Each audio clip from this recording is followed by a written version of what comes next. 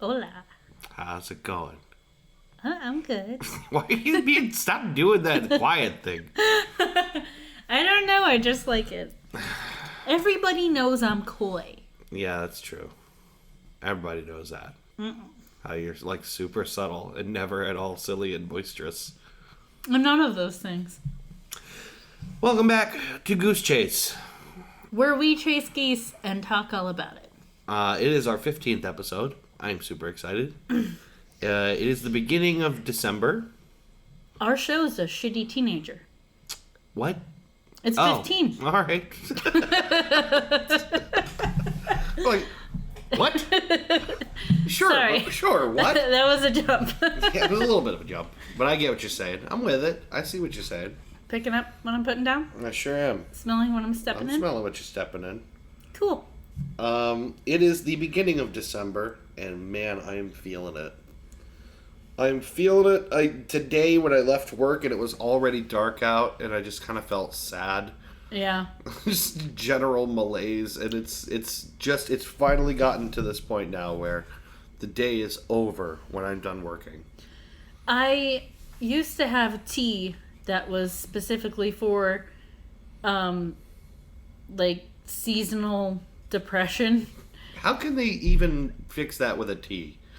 It had, like, valerian root in it and stuff like that, but it's supposed to be, like, a slight mood enhancer. It smelled like a foot, but it tasted delicious. I was just going to say, valerian root is the one that smells like feet. It smells like feet, but it tastes really good. And I don't know that it really actually boosted my mood, but I like tea, so... Yeah. We still have several teas you bought at the medieval fair, not this, but last summer. That's probably one of them. Valerian root is one of them. And it's in a box somewhere where I've trapped its foot smell for all eternity. Well, you should drink some of that foot smell. It might help you feel better. Flat out refuse. It tastes really good. It's earthy. It's almost like... It's like mushrooms that way. Like, yeah, but like smells feet. Funky. Tastes delicious. It freaks me out a little bit. Well, it should. Oh, wow. Dramatic course reversal there at the end. I wasn't expecting that. So yeah, we're soldiering on towards Christmas. Yeah, how are you with the shopping? None. 0. I'm almost done. I have less than 3 weeks now to do Christmas stuff. I told a customer today, he was asking, like, making small talk and asking how Christmas shopping was going. I was like, oh, I'm almost done. And he went, ha! Because he wasn't. Yeah, right. He was expecting someone to be like, oh, I'm so behind. Mm-hmm. And so, like, to make up for the fact that, like, I'm actually ahead of the game a little bit this year, I just looked at him and went, I got really inspired one night and I bought everything on Amazon. And he laughed. I'm like, yeah, that's how I do things. It's like, was it expensive? I'm like, I put like a $15 cap on everybody, so it wasn't too bad. I still want to get another brew day in. I still have time. Yes. To get beer ready for Christmas. Maybe this weekend? I think so. Brew days are good. Yeah, I want to get another brew day in. I need to get something for my dad, and I need to get something for a Secret Santa. You have for your dad those mixed nuts and That's things. right. I may or may not get him something else, too. And then I need to get something for a Secret Santa. Yeah. And then I need to... that I'm doing at work. And then I need to possibly get something else for another Secret Santa. I'm very secret in much Santa. You're many Santas. If I go to the Derby Christmas party. So. This year you are a multitude of Santas. I contain multitudes of Santas. I don't think my Walgreens is doing the Santa thing this year. Because, very sadly... You mean the pictures with Santa? Yeah. Okay. Santa still exists. I thought you meant no Secret Santa among coworkers or what you were trying to say. No. The pictures with Santa. Yeah. That we took Boba to get pictures with Santa last year, and my coworker, who is really good with dogs and a good photographer, was the one taking the pictures. She no longer works there. Yeah. But she was able to get Bo to look at the camera by making a very high-pitched noise. Yeah. Incessantly for about 10 seconds. And the look on his face is just like pure excitement. Total dog joy without a care in the world. And the Santa was great. Although he's a little like far behind us in the picture. So it looks like a really cute picture of us and then Santa's here too. It's like we got photobombed by Santa. Yeah. It's really what it looks like. But he was great and he was a family friend of the store manager. And unfortunately, he passed away. Oh, shit. Yeah, he passed Santa away pretty died? recently. Yeah, Santa died. So, I don't think we're doing Santa. Dude, what a bombshell to start this episode on. I know. Santa's I forgot dead? I hadn't told you. Jesus. Sorry, kids. This doesn't bode well at all. But I will have to take Bo somewhere else to get his picture taken for Christmas. I mean, we could do that. I want to. We could. It was a nice do that. tradition. Yes, the picture of which we still have. We have a lot of them. We don't need. We got one that'll last until we replace him with a different dog someday. No. I mean, basically, a unless different one of us picture every loses year. an arm, that'll be what we look like for a while. So. Well, I planned on cutting an arm off later tonight, actually. So. Oh my God. First of all, congratulations. I'm so happy for you. I'm going to sell it to someone to eat. Nice. By the way, what do you think of this Lafroig here? I was just going to mention that A little shout out to Chris Brady, good buddy and Dudecast co-presenter, for bringing over this delicious sippin' scotch, Lafroig 10-year. Hey, that's my name. Delicious sippin' scotch. Tasty sippin' scotch and port. Yeah, I was just gonna mention that I'm drinking this. I have had Lafroig. Lafroig! I've had Lafroig before too. Have you tried a new Lafroig? La Grand Oui. I've had Lafroig, but God, that's embarrassing. Lafroig. I've had some before, but this is very delicious. It's nice and burny on the lips. Yeah, this is Lafroig is. I've heard from Chris and I think Ross as well, who was on the Dudecast, explaining that it's the peatiest of scotches. It's the record peatiest scotch, and actually across the street from Lafroig, wherever in Scotland they're headquartered, there's another scotch manufacturer with a sign out front that says "Neighbor to the peatiest scotch." That's so funny. Yeah, it's like not even contested. Like it's a very good-natured non-rivalry. When I was dating Ian, he first got into like craft beer and learned all he thought he could learn about it, and he was still into beer. But then he moved on to learning about whiskey, and there was a time before he started that little journey where he hated scotch. Hated it. He just hated the taste of peat. And I wasn't a huge fan of it either. And then we suddenly had a bunch of bottles of whiskey around. And I really grew to love it. It's an acquired taste, and it's something you really want to sip on. Yeah. But just a little bit of scotch. Neat. Scotch is a thing all to itself. There's nothing quite like it. It's a very interesting, category of drinks. It's great. Yeah. I enjoy it. And it makes me feel sophisticated.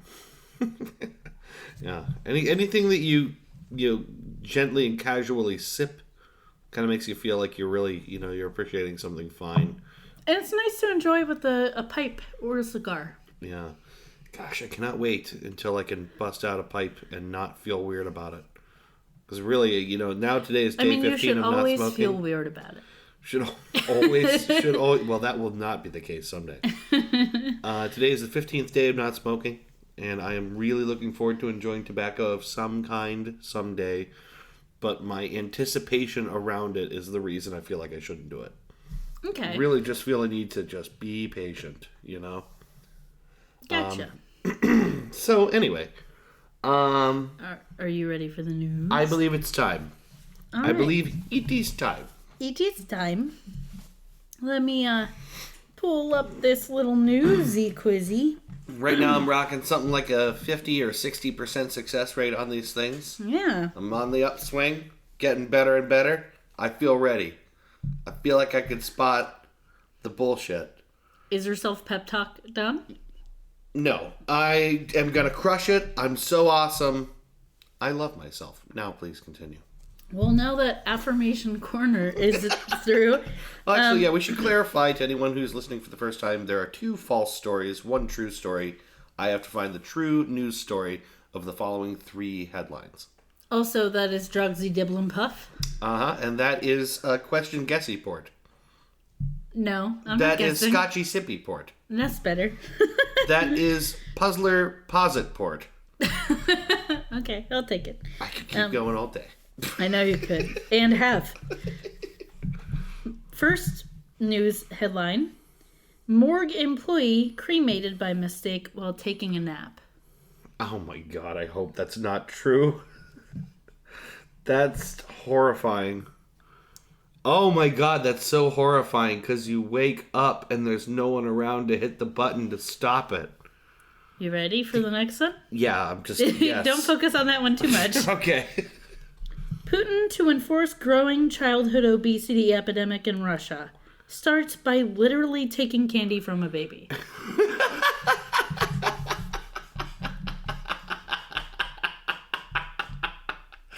That's amazing. I love that. I love that one. I'm not sure about it, but I love that one. Okay, ready for the last one? Yeah, let's hear it. Jesus statue's butt was hiding a 240-year-old secret message.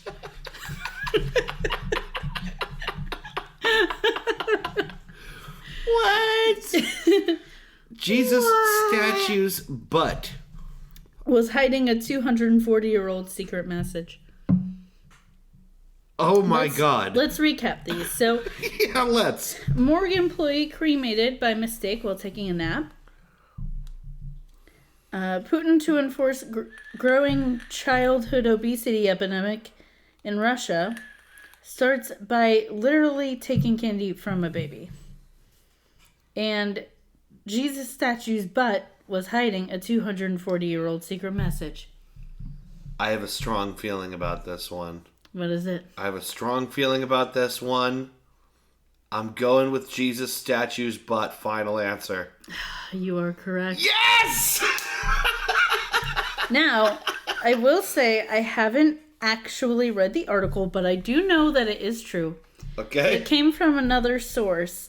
So remember that one that was actually false? The Patheos article one? that really that did us a goof. Yeah, so I was perusing Patheos today to try to get some fake stories. Mm-hmm. And on their section that is satire, I was trying to look at headlines and stuff, and the writer of that section was like, now this one I wish was one of mine, and I'm really disappointed because it's true. And it's from a Huffington Post article. Okay. So it's a pretty, maybe not the What was in the best. butt? Well, I'm going to read it. Okay. Maybe not the best news source, but, you know. Yeah, I don't read them anymore because I really kind of like to separate my news from my opinion. Yeah. But that said, I'm sure there's something they're reporting on here. Yes. So the sub-headline, under the headline, was, Statue's rear end was actually a time capsule. No, come on. A statue of Jesus Christ on display at Cathedral in Spain has been hiding a secret message for hundreds of years in the most unlikely place. It was tucked away in a hidden compartment in the statue's rear end. Well, I mean, it does seem like the most likely place in retrospect. Yeah. Although it is usual for many sculptures to be hollow, it is not so much to find handwritten documents inside, said historian Efren Arroyo, a member of the Holy Week Brotherhood of Sotillo de la Ribera, according to Science Alert. The statue, called Cristo del Miserere, had been removed from a church in northern Spain for restoration when workers noticed the hidden compartment beneath a cloth that covered the statue's butt. Spanish news website ABC reported. Inside the statue was a letter penned in 1777 by Joaquin Minguez, a chaplain of the Cathedral of Burgo de Osma. Minguez's letter discuss a statue and others created by the same sculptor and detail what life was like in the community 240 years ago. Minguez described popular games of the day, including cards and ball, and noted that typhoid and malaria were common. He also revealed that the main crops were wheat, rye, barley, and oats per el país. So this very much was a letter, just kind of, he wrote it thinking, someone will find this one day, tee-hee, and just wrote about what life was like. Although the original document will be sent to the Archbishop, a copy was returned to the statue's hindquarters for posterity. Wait, why does the Archbishop get it? Because he's the archest of the bishops. Well, I guess it's like a It's property history, of it. It's church property. Yeah. So. And it is Jesus's butt after all. Who better to safeguard over its contents? Who else is going to get anything from Jesus's butt but the Archbishop? It's only right. I cannot. No, I can believe it. I guess I'm stupefied. Jesus's butt. The best hiding place. We've all learned this. Hide and seek, find Jesus's butt. No one will find you for 240 years. If you have to hide something for a long time, Jesus's butt is a pretty good. Jesus's butt is the answer. Yeah. Wow. To everything. Really learned something today. That's amazing. Yeah. Jesus's butt. That's the news. That's the news. I say as I plant one elbow on the table whilst holding my scotch. That's the thing, is to complete this mental image for everybody. My girlfriend is wearing my bathrobe with a glass of scotch in hand, elbow planted, the other elbow cocked out like a I don't know, like a painting of bar goers. And like the most interesting man in the world. Yeah, more or less. It's fascinating. Synonymously, you could say sexy. Swag. Swag. Swag. All right. So, how now, Brown Cow? Okay, so the second segment here, I really struggled to find anything that I really wanted to talk about that much. And continue to not know what to talk about. So this is the part where I just bring food to eat. No, I do think what's going on with Bitcoin is kind of interesting right now. Ooh, do tell. Yeah, I don't know if you're aware of this. I remember when I first heard about Bitcoin, it was a pretty long time ago. It was already it felt late in the game for Bitcoin already. Mm-hmm. I know what it is, but I haven't heard of these recent developments. Do you know anything about how it works? I know I've read about it, but I couldn't put it into words. It kind of feels sort of topical, I guess, to talk about right now. Okay. For anyone who doesn't know what Bitcoin is. Bitcoin is this very interesting, what they call cryptocurrency, that, it doesn't really exist. It's not backed by anything, but then neither is our own U.S. dollar anymore. You know, like the value of the dollar is whatever people are willing to do for it or pay for it. Yeah. And the same kind of goes for Bitcoin, which all it really is there's this computational problem out there that continues to get more and more complicated as parts of it are solved. And people around the world are working in giant pools to sort of solve this algorithm. Mm-hmm. And every time sort of a solution is found, or as part of a solution, these blocks are paid out to the people who helped solve the problem. Mm-hmm. It's not like this is a problem anyone actually needs solved for any purpose. This is strictly to delay the slow release of these chunks of Bitcoin currency. Okay. And so you can do this right now. You can download mining software on your computer and just run it all day long, and it will just crunch numbers all day with strangers. Isn't Bitcoin used as currency on the dark web too? It's used as currency on the dark web. It's used as currency. You can trade it for actual... People can buy and sell it for actual money and, other world economies. There are places like video game stores where you could actually pay with your Bitcoin wallet. There are very few places that will allow you to do it. And it felt late in the game, even a couple of years ago, to waste any time Bitcoin mining because it already had started to exceed the cost of the electricity used to generate it. You know what I mean? Or at the very least, if It you wasn't didn't worth the effort. yeah, if you didn't have a really powerful computer, or in particular like a graphics card that they use to, mine because they solve problems differently or whatever, it wasn't worth it. The price of a Bitcoin has gone steadily upward, and where it was a couple $100 years ago, it is currently sitting at nearly $13,000 a Bitcoin. Sheesh. So the value of this has gone up ridiculously. Those creepy Winklevoss twins that are connected to Facebook, those creepy, handsome cyborg twins that were involved in Facebook. Do you know who I'm talking about? No. Well, those guys own a butt ton of Bitcoin. Okay. They look like the male version of Austin Powers fembots. They just have this Okay. strange Ken doll appearance. And their dicks are machine guns. And their dicks are machine guns. They freak me out big time. Machine gun dicks should. But yeah, so the value of Bitcoin is now sitting at a ridiculously high value. To the point that people are asking, is this a bubble that is going to burst? Is this something that is bound? Will the Bitcoin bubble burst? People are very concerned because they got a lot of money in this thing, and with the value being this high, everyone's going, okay, is it time to sell yet? Yes. And I feel like the answer's got to be yes. But of course, I don't know. But if everyone does it at the same time, that creates another problem. Yeah, right. So yeah, people who are experts in this don't know. It's a currency without a long track record. It's not regulated by anything because it's totally it's traceable in the sense that everyone can see every Bitcoin transaction as part of public record. It's kind of like if everyone's bank account statements were fully available to everybody else, which makes it transparent. You know that the market's not being manipulated. You know that additional Bitcoins aren't just popping up out of nowhere. That's true.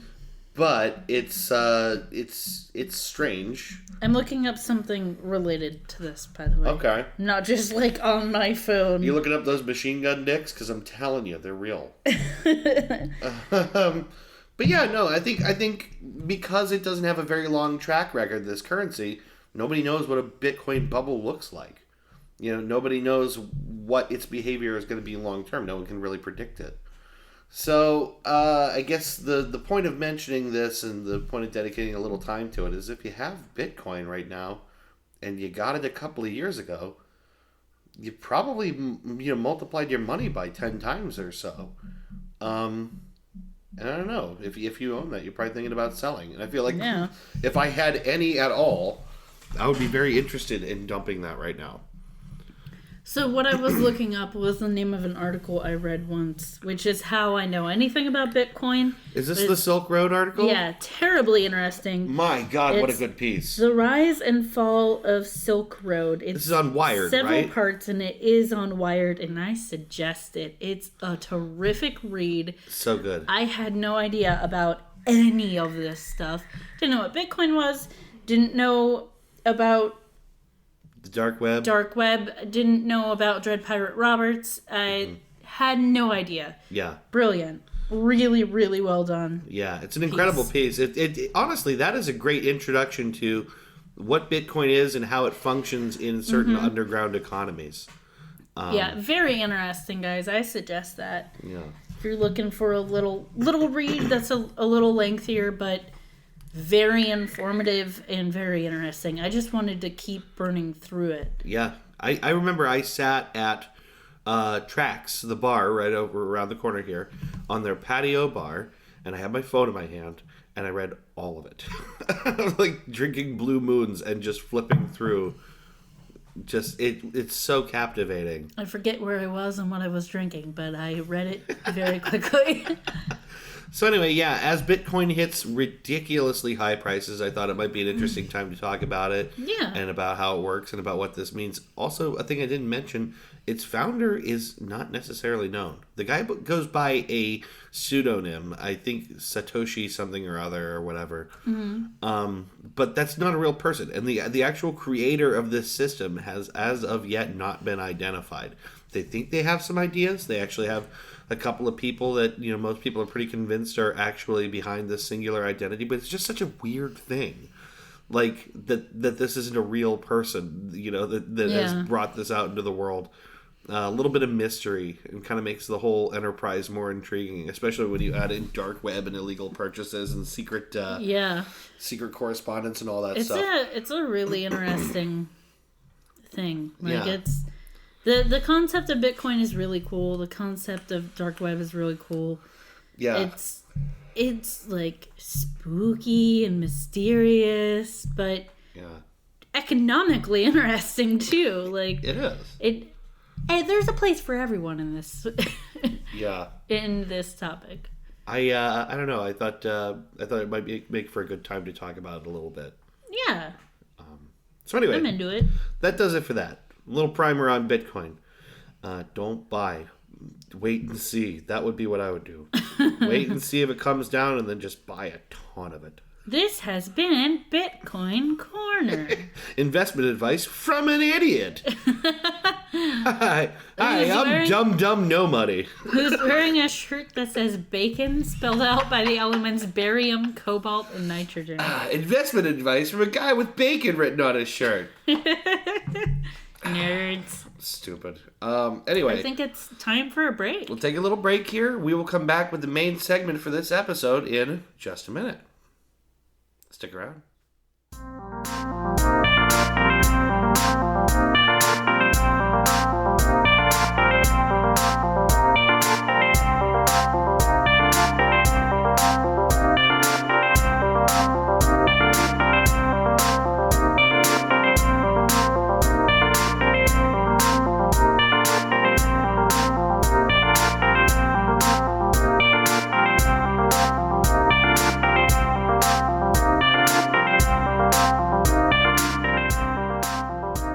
And we're back. And we're back. Yep. Yup. Yep. Yup. Mm-hmm. That's the show, guys. We're going to go take a long nap. So, I want to dig into this topic. This is a topic I was going to do a couple episodes ago and thought it would be too dark following the Gelly Raubel episode. Which was thoroughly depressing. Yes. I think this isn't depressing in exactly the same way, but it is a heavy topic. Yeah. And I feel like I have 4 pages of very closely written notes, and I could have kept researching, and I could have kept reading. There are so many articles on this. Stories about this. Recent and older, and so many claims that have been made, and it goes on and on and on. Dave, you don't really even know that much about it. I don't know shit about this topic. Assigned it to myself. Yeah. The topic is NXIVM, but it's spelled all caps NXIVM. Right, like the thing like you take Roman for allergies. numerals. Yeah. Is it what you take for allergies? NXIVM is not for allergies. It's like a stomach acid pill, but there you go. That's what I meant. It's not an over-the-counter stomach acid medication. Yeah. But I want to tell you about what NXIVM is as an introduction in their own words. Okay. So we can get a feel for it. Like their mission statement or something like that. Now, one of the reasons that I'm a little happy that I decided to wait on this and do it now is that when I was originally doing the research, a huge article had just hit about NXIVM and some really big things going on. I will discuss that article later. But at the time, I don't know if it was just that their website was getting so much traffic, Yeah. or that they intentionally had kind of taken it down in the meantime. Yeah. But I could not access their website. Okay. I did find it on the Wayback Machine and was going to use that, but before I did that, since I put off researching this, Yeah. I decided to give it another shot, and their website is up and functioning and accessible. Okay. So I'm going to read 2 little blurbs from their website. The first one is, what is NXIVM? Okay. Begins with the quote, humans can be noble. The question is, will we put forth what is necessary? All right. The quote is by none other than Keith Raniere, I think. Okay. Who is the founder. Oh my God. You gotta love it. It's got that like sort of like neckbeard self-importance of like Well, the guys from the atheist subreddits who put pictures of themselves with quotes of their own next to themselves. you're not wrong. So after that follows this blurb. Human evolution has clearly demonstrated tendencies that vacillate between awe-inspiring rises and cataclysmic falls. Okay. As time has passed, our capacity to excel in either extreme has increased, even on the smallest of levels. Each rise, each act of human excellence raises mankind to new heights. Each fall, each act of destruction is a mindless regression. While many have sensed a need to break away from the primitive patterning that keeps us from a path of continuous progression, few have thought it possible. Okay. NXIVM is the turning point, a remarkable development in scientific and psychodynamic understanding, education, and technology that can facilitate this transition so the pattern of humanity's rises and falls can actually be broken and transformed. We find ourselves on this earth with the resources, intellect, and creativity that can generate abundance for everyone, or destroy all that we have created. NXIVM represents the change humanity needs in order to alter the course of history. This sounds very familiar. NXIVM is a new ethical understanding that allows us to build an internal civilization and have it manifest in the external world. It allows us to explore our most fundamental nature and to begin to redirect our power of creation, a power that we all possess in a very human sense. It is a place where humanity can rise to its noble possibility. The NXIVM technology is imparted through Executive Success Programs Incorporated, programs that provide the philosophical and practical foundation necessary to acquire and build the skills for success. This sounds very familiar. If you're thinking it sounds like Scientology, Yes, you're I not am. the only person who thinks that, myself included when I was reading this They use stuff. some of the same terminology. They Yep. have some of the same stated goals. I have a bit about that in a little bit. Yeah, I sure. also wanted to read you their mission. Now, they also have their vision on their website, too. It's the same fucking thing. Why do you need all of it? Right. This guy likes to talk. So the NXIVM mission. The mission of NXIVM is to help transform and ultimately be an expression of the noble civilization of humans. We all have the potential to live and work together, but this potential is often cut short by opposing interests and beliefs. This ongoing struggle greatly limits our ability to experience ourselves and the world. Although it appears this struggle has thrived for as long as humanity has existed, it does not mean that it must continue to be so. As the late René Dubos wrote, "Wherever human beings are concerned, trend is not destiny." Oh, wow. NXIVM embodies a set of consistent and universal principles in which all humans can participate. These principles, apart from any mystical or religious notions, allow for life to persist and uphold a diversity of beliefs. By creating a new understanding, we can actualize our potential to live and work together and consequently bring human existence to a whole new level. Yet this cannot be done without first raising human awareness, fostering an ethical humanitarianism, and celebrating what it truly means to be human. And this is our mission. First of all, cut everything else Keep that last sentence. That's all you need. That's a mission statement, baby. Baby! Second of all, actualizing our potential. You know, there's parts of this that are so familiar, and not necessarily just from Scientology, but from every kind of loosely structured, vapid bullshit self-help kind of thing you've ever heard. Mm-hmm. And next in my notes I wrote, in case that doesn't clear it up for you, NXIVM is not an over-the-counter medication for heartburn. Well, not this one. It's an MLM-style self-help group. Wait a minute. So now we're getting into it's a pyramid structure? This is a group. I'm going to leave that for a little later. But there's a sales angle. An MLM-style self-help group. They teach courses on growth and development through their kind of parent company executive success programs. There are tens of thousands of these. It was founded in 1998 by Keith Raniere and Nancy Saltzman. I'll talk about them a little more later. These programs use a cutting-edge, patent-pending technology called rational inquiry, trademarked, a reproducible method that allows for the creation of consistency and permanent change. Wait. I call bullshit. How can you trademark the words rational inquiry? Well, how can you trademark that? It's a trademark of this program, of this version of teaching, this philosophy, I guess.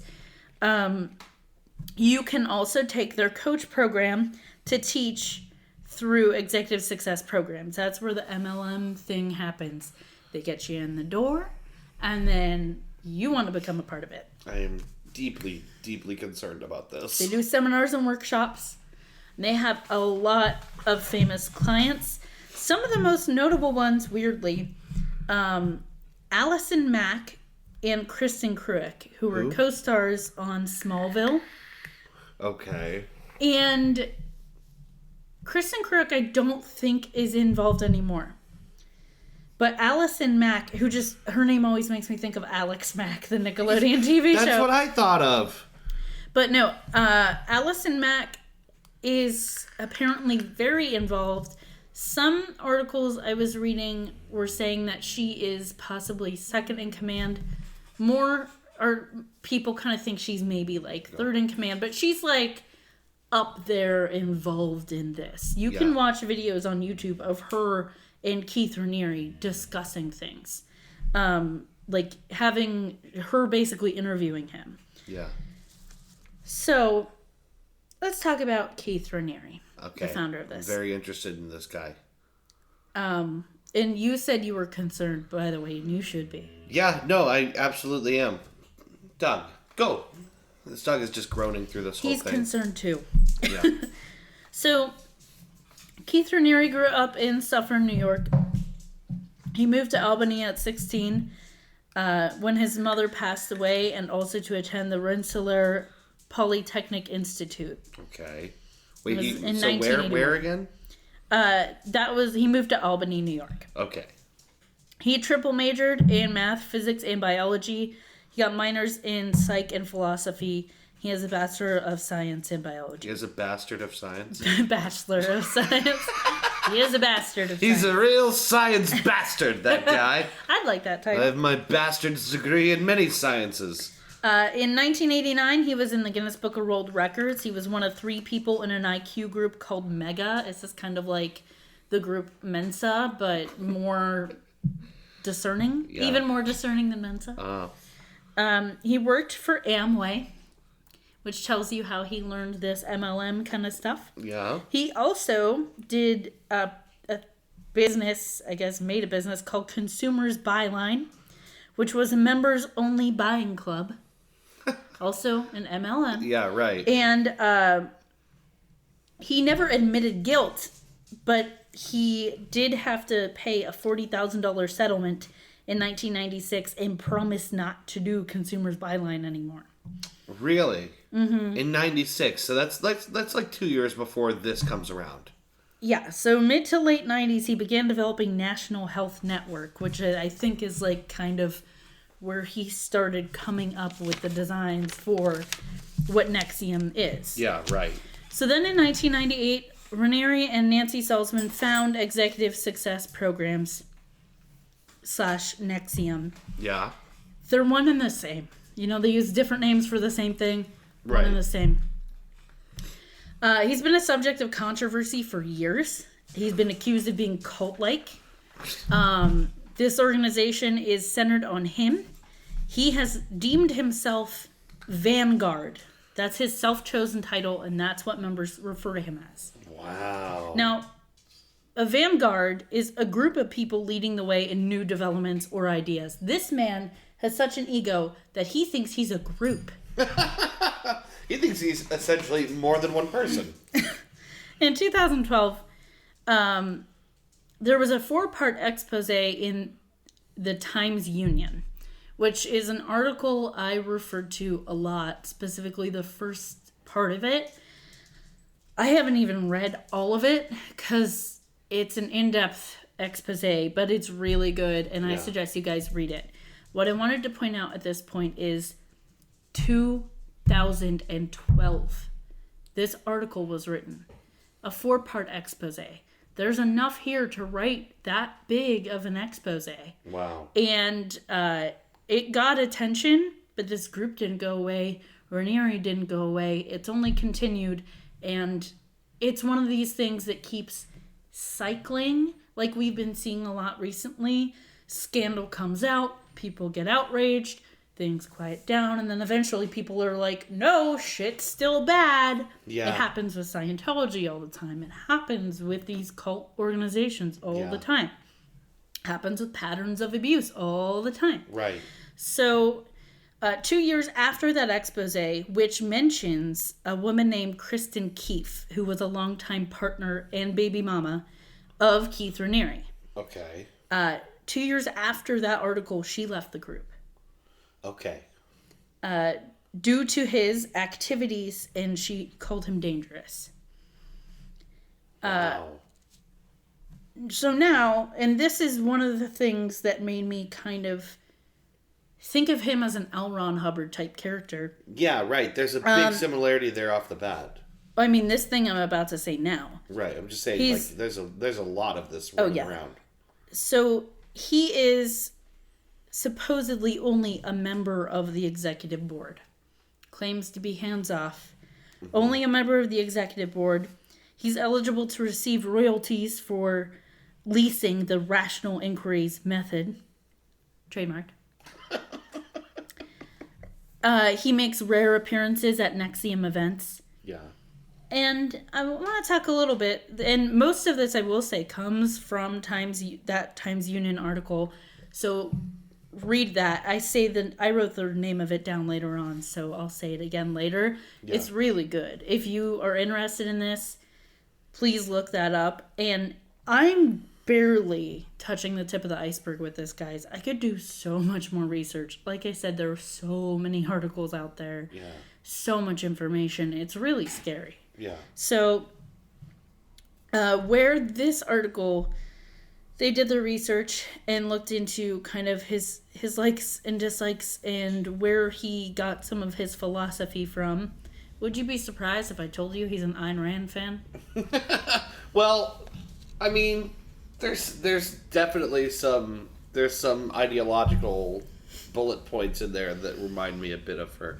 That's definitely this idea of the massive human potential, the reaching, striving for our absolute peak as humanity. Specifically, he drew a lot from Atlas Shrugged. And his theories draw inspiration from objectivism. Mm-hmm. NXIVM celebrates sex, honors effort, describes some people as parasites or some behaviors as parasites. It's a very Ayn Rand thing. Yeah, it's this kind of gross ideology of doers and takers kind of thing that you see a lot in a lot of places now. Yeah. So this next part, I said terminologies are very similar to Scientology. That's what the article said, and I wrote yes, very similar and culty. Yeah. So Raniere, his ideas are called technology. You hit on that when I was reading those little Technology bits is a from big the website. Scientology buzzword. Mm-hmm. They call disloyal people suppressives. No way. Yeah. They call them suppressives. That's a big Scientology thing. Yeah, that's a word you don't hear in a lot of other places at all. They call them suppressive persons or SPs in Scientology, but they call them suppressives here. The students move up a ladder of coursework meant to make them more successful in life and work. That's very much like Scientology's bridge. Their long, involved sessions are called intensives. Okay. So the word isn't necessarily the same, but the concept of these long, involved, self-help kind of introspective sessions is. Yeah. The methodology is the same, and its effect on people has got to be the same, of just wearing them down. Mm-hmm. So, I got a little confused on this part of the article because they started talking about Rick Ross, and I was like, what? And then I realized, different Rick Ross. Not the same Rick Ross. Not the same Rick Ross. This is Rick Allen Ross. Okay. He's a cult tracker and deprogrammer. He's been an expert witness. He has examined and spoken out about NXIVM. He is currently, or at least at the time of this article, was involved in a lawsuit from Raniere for publicizing portions of NXIVM's training system. And he's countersuing Raniere. Okay. At the time of this article, that was already ongoing for 9 years. So in 2012, it had already been 9 years, and that lawsuit was still occurring. I meant to, but I didn't look up whether or not anything was resolved there or not yet. Yeah. He has spent 50 to 100 hours talking with NXIVM members and additional time speaking with former members. He has been retained by 3 former members for deprogramming. So they asked for his help coming out of the cult, basically. He has counseled others. There was mention of at least one person who suffered a psychotic episode because of their NXIVM experience. There was another thing I kept reading of someone who went to one of the NXIVM courses, or what do they call it? Their intensives? Their intensives or workshops, one of their seminars or workshops, and later committed suicide. You can't necessarily say because they went to it, they committed suicide, but it was pretty shortly thereafter, and something that, is very intense. These could be 12-hour workshops. Yeah. Where it's just breaking you down. Well, yeah, it's sort of the point, is that it makes people incredibly malleable. Yeah. Rick Allen Ross is quoted as saying, and I wanted to say his quote because I thought it was very impactful. In my opinion, NXIVM is one of the most extreme groups I have ever dealt with in the sense of how tightly wound it is around the leader, Keith Raniere. So everything is focused on him. Yeah. And they're real tight-knit. They're not a group that will easily just give them up, Yeah. Rick Allen Ross was consulted by the federal government about David Koresh when all that was happening. And like Koresh, he thinks Raniere has a lot of Koresh-like qualities. Like Koresh, he thinks he knows how to reorder human existence. Yeah. He thinks he's on the cutting edge of a new wave of the future. His followers see him as a savior, and he uses power to gain sexual favors from women. Mm-hmm. In the 80s through the 90s, so between the 80s and the 90s, it's believed Raniere had sexual relationships with 3 underage women. And I can tell you, in doing all this research, anytime they mention a woman in any article that I read, former girlfriend, former partner, always someone he dated. And half the time it was long-time former girlfriend, long-time former partner, multiple women. That's not to say you can't have multiple partners and not be a cult leader. Yeah, but it seems to suggest that everyone he gets close to, he romantically controls. Yes. Rick Ross and other mental health experts looked at the NXIVM curriculum and, judging by what it contained, felt like it was a form of brainwashing and thought reform. Yeah. There are other things I read. There was one account, and of course it's hearsay, it's someone's account, But basically, they were saying Nancy Saltzman, the co-founder, she's a former nurse and therapist, and she calls herself prefect. That's her title in this organization. She's the second in command. So she's the co-founder of this, and supposedly when she first met with Raniere, she was skeptical and wasn't buying it. Yeah. And then went behind closed doors with him for about 4 hours and came out his partner. Came out co-founder. So I don't know if that account is necessarily true. Yeah, but it's not the only account like that. There was someone else who, when she started NXIVM courses, she met Raniere when she was outside smoking during, like, in between some of the courses or something. Yeah. And he said, would you like to quit smoking? And she said, yes. And then he was like, okay, I'll help you. And they went and had some kind of session or something. And according to her, she thought she was just in there for 20 minutes. According to her significant other at the time, she was gone for hours. She never smoked again. That's insane. She doesn't know what happened.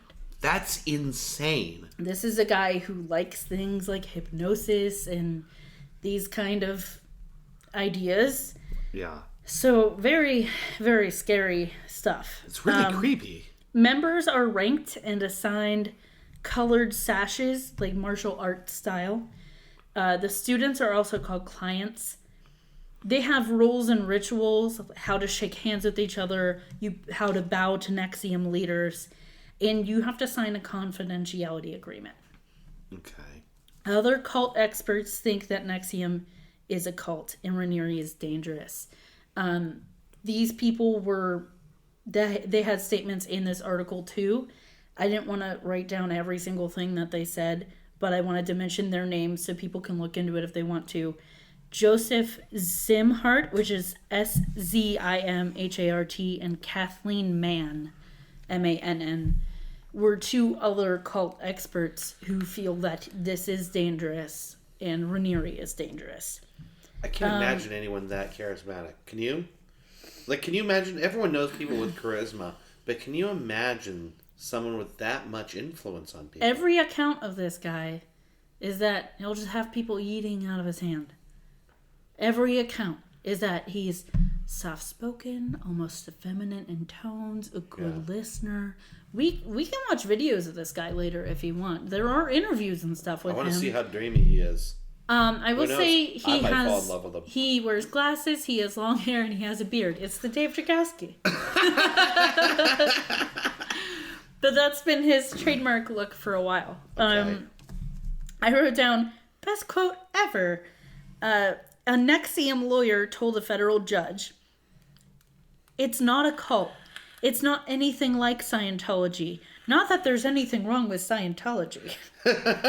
Well, what? Yeah, it's like you can't have both ways in that sentence. It's not a cult like Scientology, which, by the way, is great, and I recommend it. Like, what the fuck is with that? Best quote ever. It's not a cult like Scientology. Not that there's anything wrong with cults like Scientology. The fuck? So, not only does Raniere do NXIVM/executive success programs, Yeah. he has lots of other little business ventures wrapped up in this. Yeah. One is the Rainbow Cultural Garden, which is basically it's like a learning theory for kids. It's a new form of teaching kids. Oh no. I wrote this one down because in my reading, I found things about this mysterious child that suddenly appeared. Some of the members, close higher up members, left for a little bit and came back with the kid. No one talked about it. They don't know if someone was actually pregnant or where this kid came from or what happened. Acquired a kid. Acquired a child. Okay. So that's weird. He formed an a cappella group to draw in young people. Hold on a minute. Mm-hmm. This is his youth outreach program. Come on, kids, let's do some a cappella. Mm-hmm. I know how hip it is with the kids these days. Well, you know, there are those movies. Pitch Perfect and all that. Sure, I guess. There's a women's group called Janus, which... That's funny, right? That sounds funny. Janus? Janus? Yeah. How's it spelled anyway? J, like capital J, yeah. Ness. Janus. Janus. I don't know what it means, but it sounds like something about penis. It sounds like penis. Penis. Penis. Pernus. Pernus. Janus, the quality of being like a J. Yeah. That's stupid. In this women's group, there is a 20-hour curriculum on the difference between the sexes and a full 2 hours on how men aren't predisposed to monogamy. And NXIVM leaders challenge monogamy and ownership. Basically, challenge monogamy, saying that it is ownership. Right. So they're kind of pushing these ideas of polyamory. And what have we learned about Raniere? Yeah, right. We learned that he likes to spread it around. He's gonna scoop off the top of that pot, I'll tell you what. Yeah. So everything the about rises this... to the top. Everything about this feels like bringing people in, specifically women. There are men involved in this group too. Yeah. But a lot of women. Yeah. And making them exactly what he wants them to be. Breaking them down, removing their inhibitions, and then placing them in a position to be, you know... Rewriting what they think is acceptable and good. Yeah. Telling them, you had struggles, you were in a bad place, you want to be a noble human being, you want to actually make a difference, well, this is what you have to do. Yeah. You have to pay for these courses. We're going to teach you the right way to do things. Oh, by the way, you were misled. Monogamy isn't the way to go. You're not going to be fulfilled. You're being owned by other people when you're in monogamous relationships. This is what you're going to do. The full irony being that this dude owns everyone he touches. Yep. Wow. Another thing I wanted to mention was I read a really cool article that I didn't even know was going to be about this until I got into the article. It was a writer who essentially at the time was out of a job and looking for something a little more stable, started interviewing for a site called The Knife of Aristotle. Now I think it just goes by The Knife. Okay. But it still exists from what I could see. Essentially what this site is kind of like a Snopes, but subscription based. Okay. And they use specific like algorithms and like specific ways to judge if something is valid or not. Okay. So he's like, oh, okay, that could be promising. He gets into it more and more, into the process of trying to get this job. The editor, person he eventually finds out is the editor, but doesn't represent himself as the editor, is talking to him about this and tells him, so in order to get this job, you need to go to Albany and you need to take a month-long course, and then after that you can have the job. We will pay for the course. We won't pay for your transportation or like living situation, but we'll pay for the course, and then you have a job after that. So this guy is like, his wife is also a journalist, and they're looking at each other going, this is weird, right? But also, yeah, I want to know where this goes. Sure, so they're journalists after all. They keep going, yeah. What are they going to not follow this crazy lead? Yeah, if this happened to either of us, we'd be doing the same thing. Oh, yeah. So he keeps going with this of trying to figure out what's going on. He goes to their website and he looks at who they have working there. Yeah. They have little blurbs about all the employees. Yeah, the editorial staff or whatever. Super generic. Super, like, they don't say anyone's, like, nothing specific about them. Not where they actually went to college. They say things like, studied communications in Mexico. not where they actually went to school. No credentials. What specifically they studied. No credentials. One of the blurbs was just, she likes making people happy and discovering the truth. This is fishy. It's something along those lines. So he digs further, deeper and deeper in and concludes that Knife of Aristotle is a shell organization for NXIVM. Yeah. NXIVM is in Albany. Yeah. And they were talking about their course. But basically, there are so many side groups because when you have a cult like this, you need to change your name. You need to keep it fresh. You need to have other ways to make money. Yeah. Scientology has Narconon. Scientology has other shit too. Right. You have to find ways to draw people in, and you have to find ways to make money and keep your money clean. Yeah. And that's one of the things he was doing. This is a subscription service that basically gouges people to learn the truth about the things they're reading. I went to their website. First page is just subscribe. You can't really do anything without even signing up. Yeah, like you can't even really see what product you'd be getting. You have like a free trial, but I'm not doing that shit. No, I wouldn't. I don't want them knowing my name. So, that's quite a bit of that. Also, this will remind you of Scientology.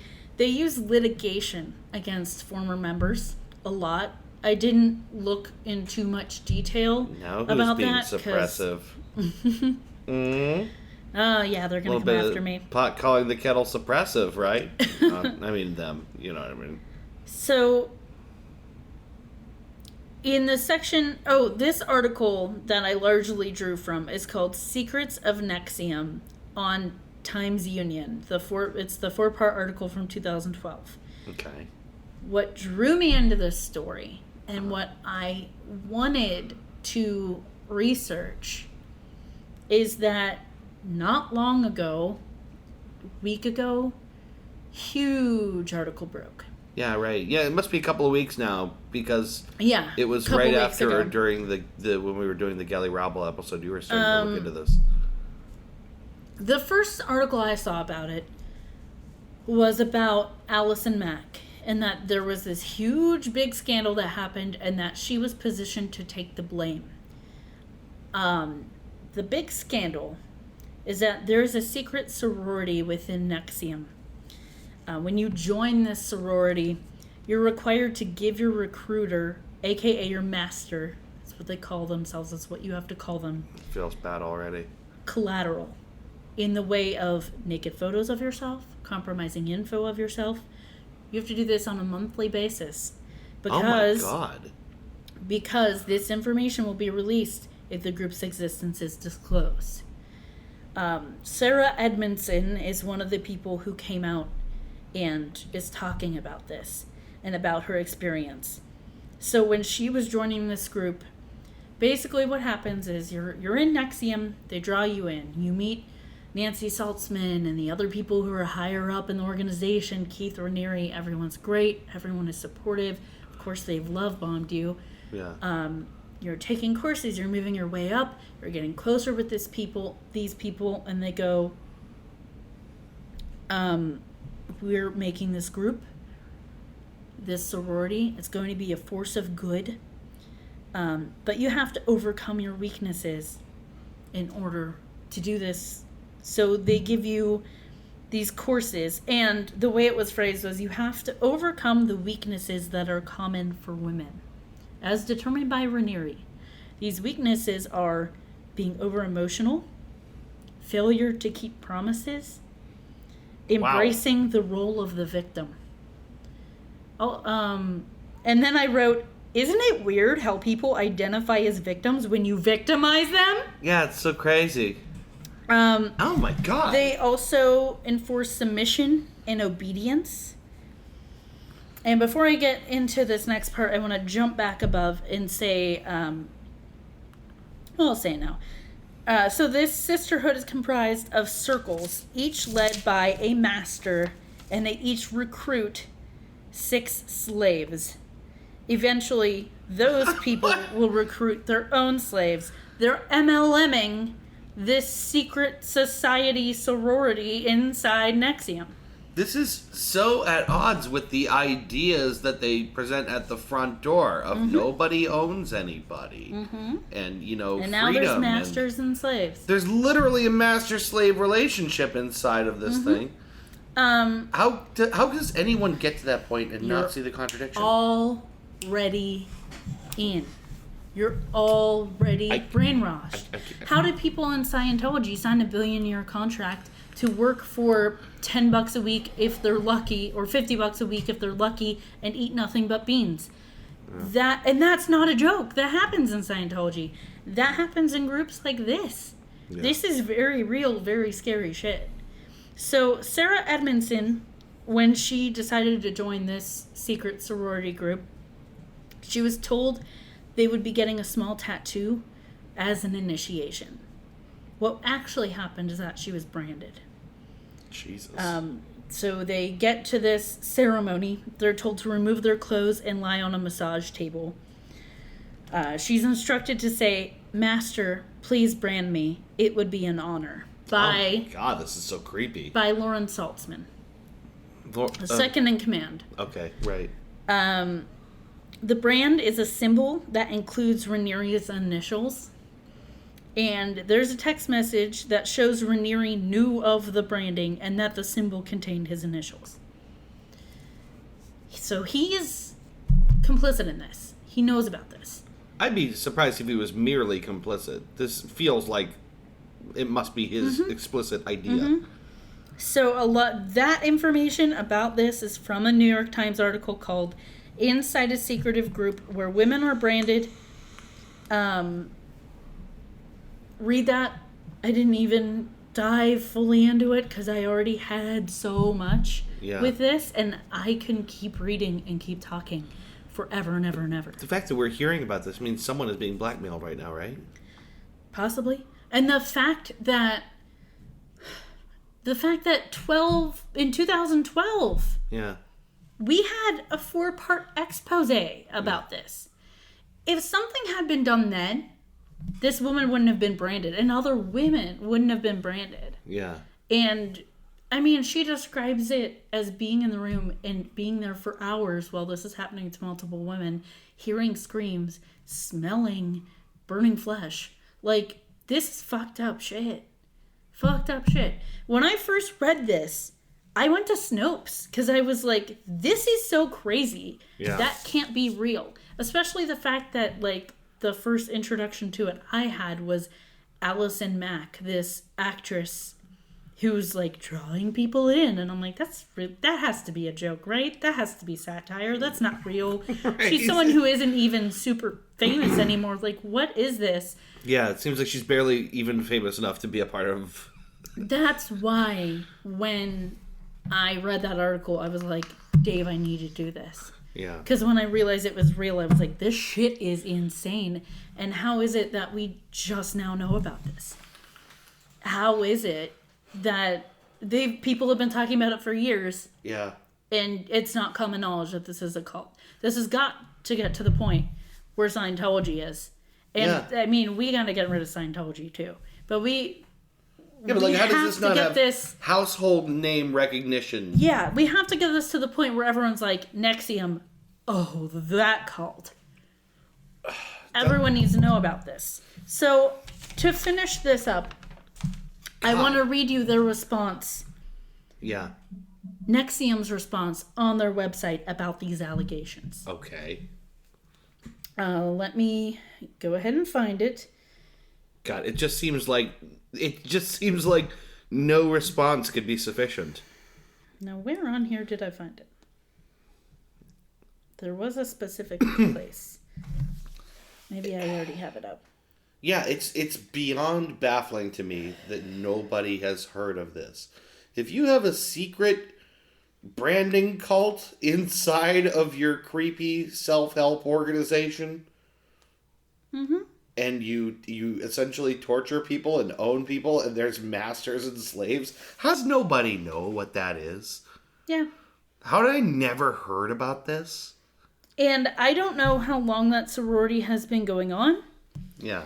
But, I mean, the article broke recently. Yeah. So it could be that it wasn't that long ago that part of it started. I find that hard to believe. Given the nature of the secrecy that they enforce around there, I find it hard to believe that, it started and ended within weeks. Okay. This is... The link on their website is called Letter from the Co-Founder. It's in their drop-down menu. Okay. Dear members, I am deeply saddened by the recent news relating to our organization, a number of key people involved, and past friends. The picture being painted in the media is not how I know our community and friends to be, nor how I experience it myself. However, as an organization and as individuals, we felt it was imperative that we hire experts to ensure there is no merit to the allegations. Over the past months, there have been extensive independent investigations performed by highly qualified individuals, and they have firmly concluded that there is no merit to the allegations that we are abusing, coercing, or harming individuals. I'm sorry, but there are 3 cult experts who think that you're dangerous and that your materials are indeed brainwashing, not to mention this whole secret sorority thing. I'd be very interested to know who those individuals are. Yeah. Why don't you say the names of these highly qualified individuals? They haven't been mentioned yet. Nope, and they don't. These allegations are most disturbing to me, as nonviolence is one of my most important values. Additionally, I feel it is important to clarify the sorority is not part of NXIVM, and that I am not associated with the group. They just get your initials branded on them. Wow. I firmly support one's right to freedom of expression, so what the sorority or any other social group chooses to do is not our business, so long as there is no abuse. Our experts, a forensic psychiatrist of international repute, doesn't say name, psychologists, and ex-law enforcement say members of the sorority are thriving, healthy, happy, better off, and haven't been coerced. What? Furthermore, the sorority is proud of what they created and want to share their story. I am confident they will be addressing you very soon. Today marks our first step forward. It is our hope, as much as we might be part of the problem, to a greater extent we will humbly seek to be part of the solution. Moving forward, we will communicate better. We will inform better. Sincerely, Keith Raniere. So, you're distancing yourself from this sorority. You're saying, wasn't me, but also, they're not doing anything wrong. These people who were branded against their will are better off.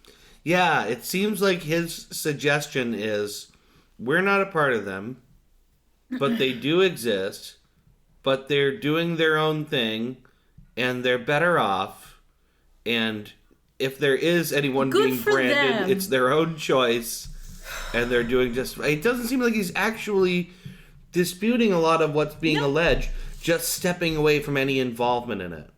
Which is, in a way, the most batshit way to come at this when you know, as I'm sure he does. That's absolutely true. Yeah. So, at the bottom of that, there's actually a link to read the official statement. So, let me read that too while I'm at it.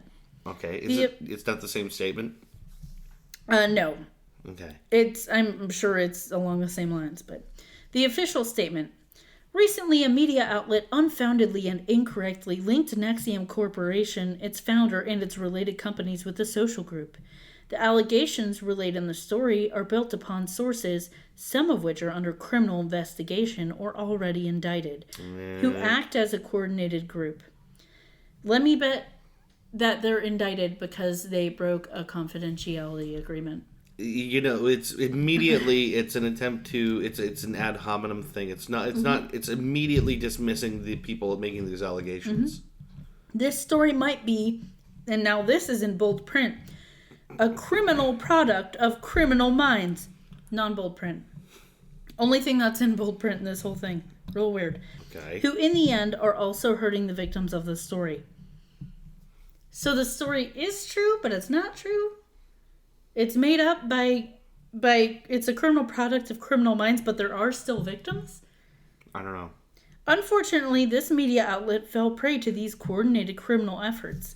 NXIVM was not able to participate in this story because it painfully held true to the due process of our free world justice system. We will explore any and all legal remedies to correct these lies. NXIVM is a professional business providing educational tools, coaching, and trainings to corporations and people from all walks of life. For nearly 20 years, the company has provided these tools to over 16,000 individuals in over 30 countries. NXIVM works with some of the world's leading companies, CEOs, and world leaders, as well as many others, with great success.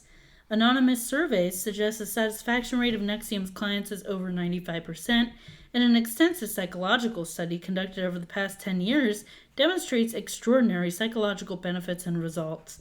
NXIVM spearheaded a 3-time Emmy-nominated peace ceremony in the Central American and Caribbean Games, which also won 10 Telly Awards. What?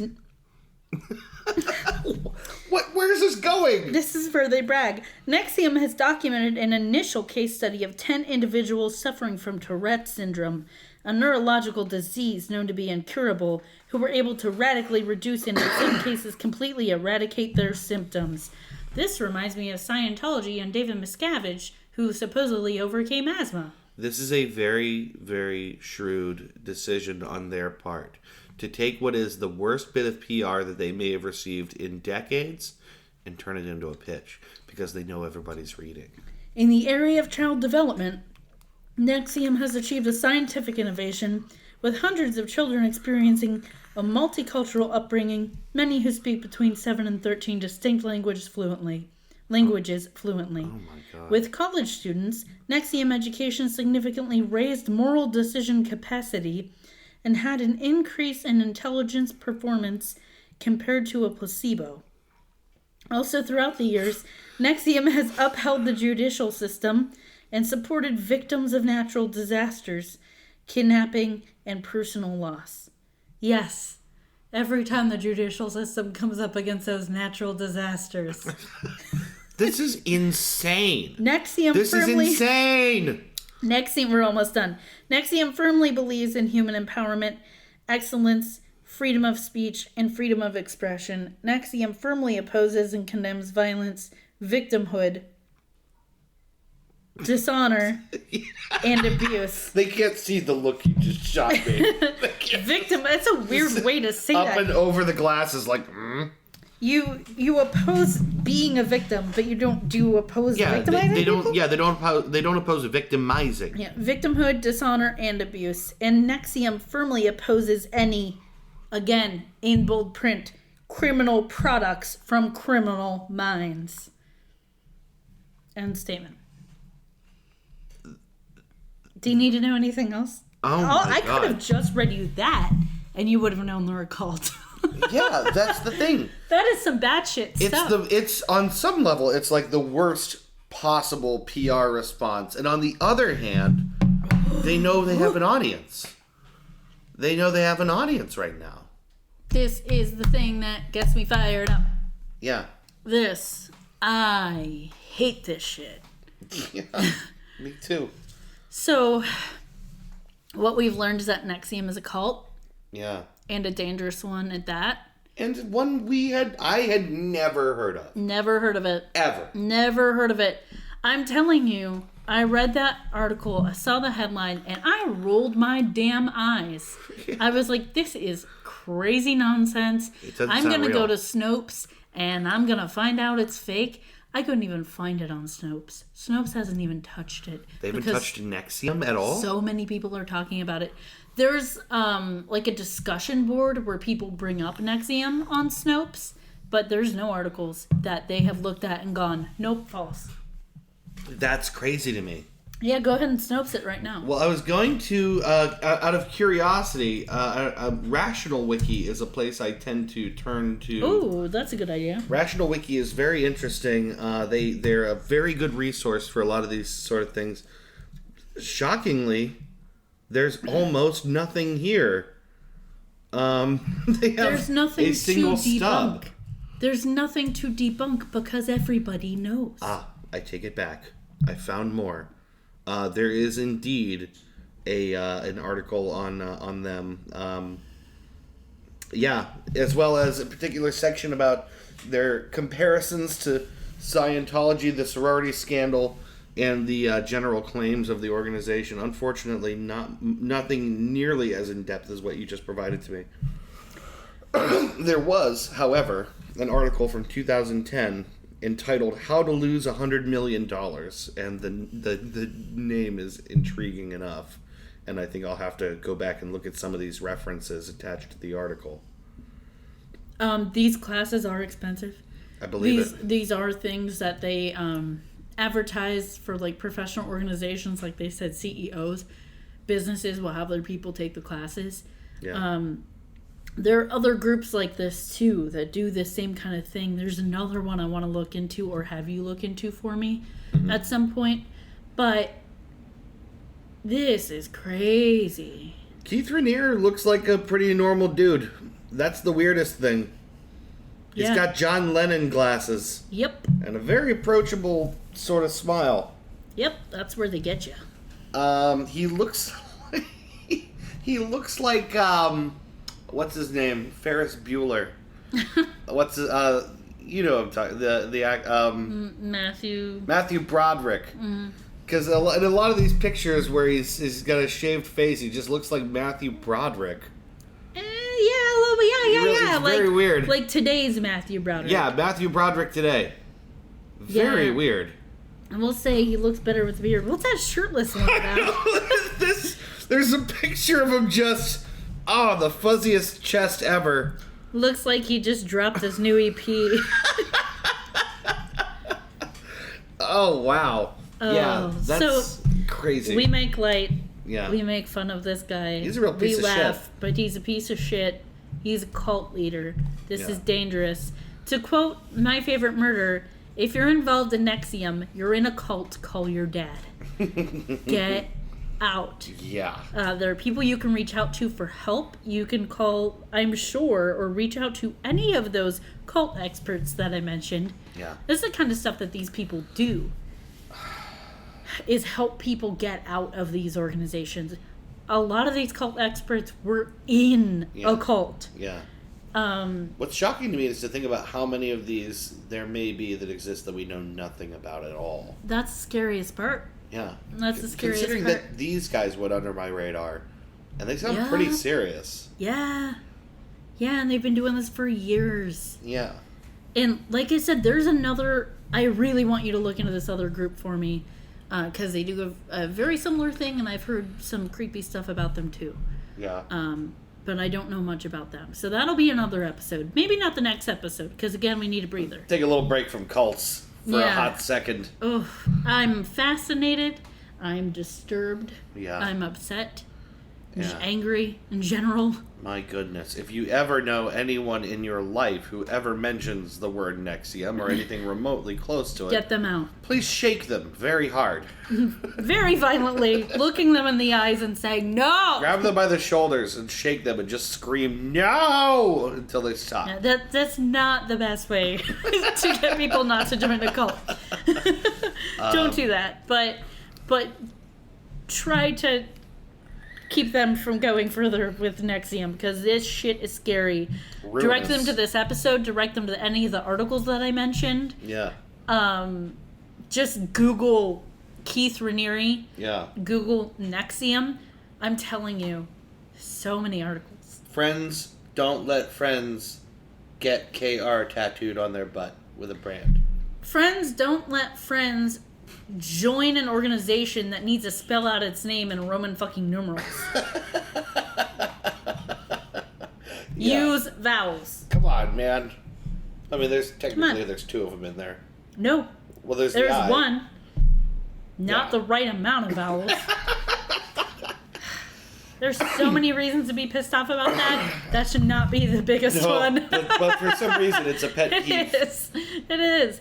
Because it's self-important. Yeah, it is. It's self-important like so much of this is. It's all about Keith Raniere. It's all about sounding important. Yeah. Groups named, like, there's subgroups named Rainbow Cultural Garden, Janus, a group for women. Janus. It just sounds like penis. Janus. Y'all seen my Janus? Like my vaginus? Vaginus. I don't know what it's supposed to mean, but it's weird. And the knife of Aristotle. Yeah. Well, that sounds to me like it was plucked from an Ayn Rand novel. It sounds so goddamn pretentious. All of this is pretentious because this is all Keith Raniere. Yeah. This is Keith Raniere. Yeah. Mega brain, no morals, having smooth talking piece of shit. He spent his life being told he was a genius. Yeah. He spent his life believing that he was, and then he deserved something because of that. Mm-hmm. Then he spent parts of his life learning how to do the hard sell. Yeah. Learning how to do this MLM type thing. Getting good at being a salesperson. And figuring out how people convincing work. people how to give them money. Give him their money. Yeah. Manipulating people. Convincing people how to give them money. How could I get these people to take my money? I found that just holding out stacks of money works pretty well. Anyway. Ugh. What a horrible ride that has been. Thank Yeah. you for the in-depth research. I now know a whole new thing that is my new pet hate. Yeah. That's what we all wanted, right? Yeah, That's why right. we're here. That's why we're here. So thank you for listening to this episode of Goose Chase. I know I learned a lot. Mm-hmm. We will be back in another week with another goose to chase. Preferably something more lighthearted. I think we'll go with something a little less culty. Can't we just talk about aliens again? Let's talk We about should aliens. look up some amliums. We'll talk about some research aliens. some ameliums. Amoebas? Amoebiums? Some amoebiums. Something, I don't know. Something that doesn't involve getting branded on the butt, probably. Well, it wasn't on her butt. It wasn't on the butt? No, it was on her front hip. Oh, in my mind, they were all getting branded on the butt, I guess. I'll have to show you the picture of it. Okay. There's a picture of the brand. That's why I believe this is true. This is a real person who has a fucking brand. Yeah, it was like they literally branded my hip. Yeah. Jesus Christ. Well, Hi, guys. as rattling as that is, we will be back in another week with another episode of Goose Chase. Thank Goose you, Chase. as always, for listening. We will see you next week. Love you, babies. Bye-bye. You've been listening to Goose Chase. We are Goose Chase Podcast on Facebook and Twitter. On Twitter, our handle is @GooseChasePod, and our website is www.goosechasepodcast.com. If you have any topics you would like us to research, please email us at goosechasepodcast@gmail.com. Want to go on a goose chase? Yes.